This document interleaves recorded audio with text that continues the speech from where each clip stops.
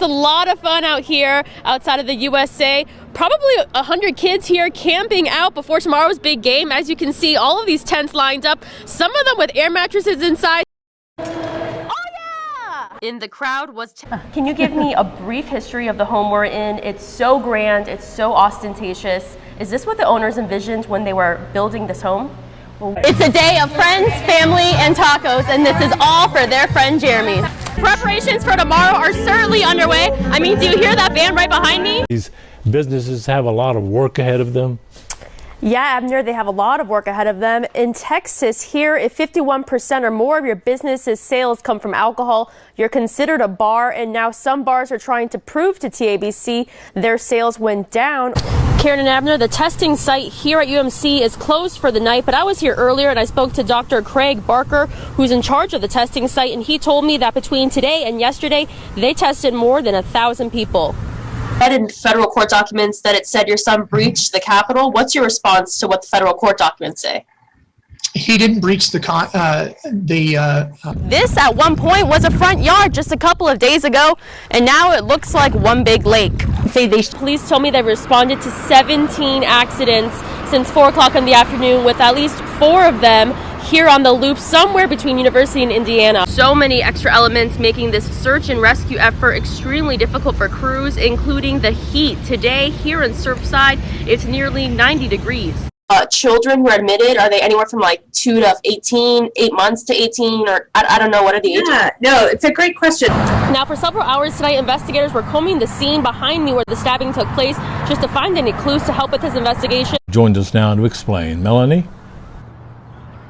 Karen and Abner, anyone who's planning to come to the vigil that starts at 7 o'clock, there's still time to come, and now police are urging you to park in these parking lots across the street of the vigil. These parking lots are northwest of the loop. This has replaced throwing the baseball, throwing the football. That's what we did every day. This replaces that. It's this chair where Luke and Tim Siegel bond and make memories these days. He won, and guess what, Luke?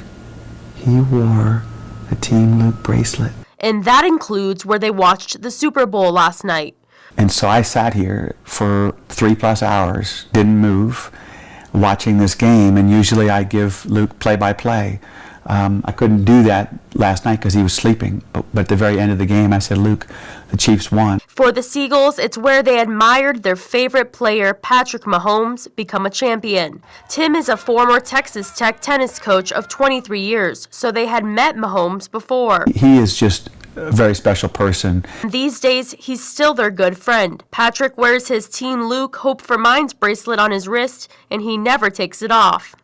But certainly I noticed it when he had his hands covering his ears so that he could hear the play from, calling in from the coach, and you could see Team Luke clear as day. And it's a reminder that someone is always pushing for their cause, Hope for Minds, which helps other families whose members suffer from head injuries. I mean, Patrick Mahomes is right now the best quarterback in the NFL after just 3 years. To think that he is wearing his bracelet on his right hand, mine's on my left. The Seagulls and Patrick don't need to speak every day. It's a simple look at their wrists that does the job. And for Tim, this helps him to keep going. There are moments I wonder how I can keep going, but I'll never quit because Luke never quits. And I also feel now that I have a calling, a responsibility. My passion now is to help other families like ours. Melanie Camacho, KCBD, News Channel 11. A good soul. A loving man. Myrna Dela Cruz, George's wife, is mourning the loss of her husband of 6 years and saying it's a loss for the Lubbock community. Everybody knew George. Everybody knew the way he was, his kind heart. If you had a problem with keys, George was there. George spent a week in the hospital due to the coronavirus and then passing away from pneumonia and a blood infection on Friday, one day after he was released from the hospital. She added in the past 6 months, he was having health problems that impacted his walking and eyesight. He went real fast. I'm just glad and grateful that he saw his kids, before he did pass. Now, Myrna says the key to George's life was being an awesome boss and being a helpful businessman to his customers. He would come over here and he would look at, everybody said they can't do it, but he would do it. But there's a lot of locksmiths that, they all appreciate for what George did for them. People that he's known that he's helped out when they didn't have enough money to pay for it, but he's like, you know what, I'll do it. Later, come pay me. Now she wants everyone to take this virus seriously, knowing how it can break a family. And she wants to carry on his legacy by keeping the store open. That was his baby. Melanie Camacho, KCBD, News Channel 11. The griddle is sizzling, but the customer lines used to be longer at the Now We Taco and Taqueria on University Avenue across from the Jones Stadium. It's trying to figure out how we're going to keep this little train going. Things are a little bit better for Albert Gutierrez, who owns the taco and Mexican food joint, at least for now.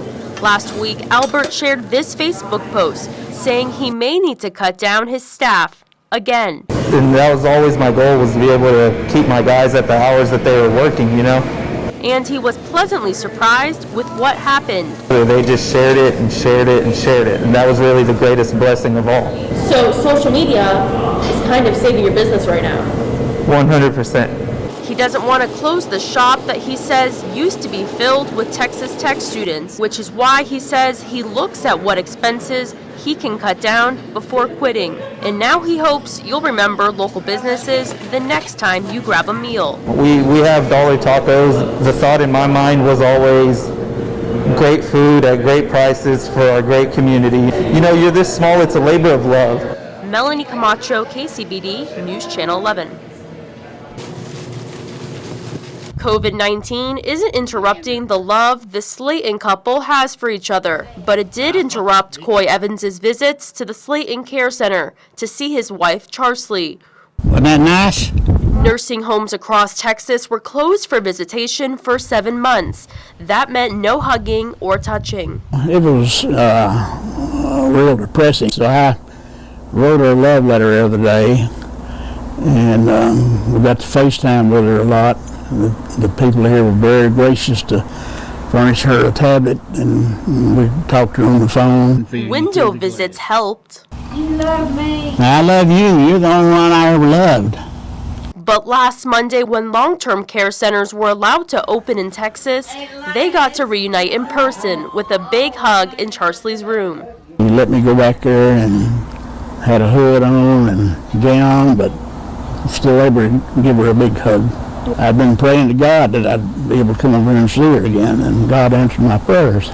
Those hugs were missed by Coy. I'd always come in when she's in the dining room, and I'd come up behind her and pull her head around and give her a kiss.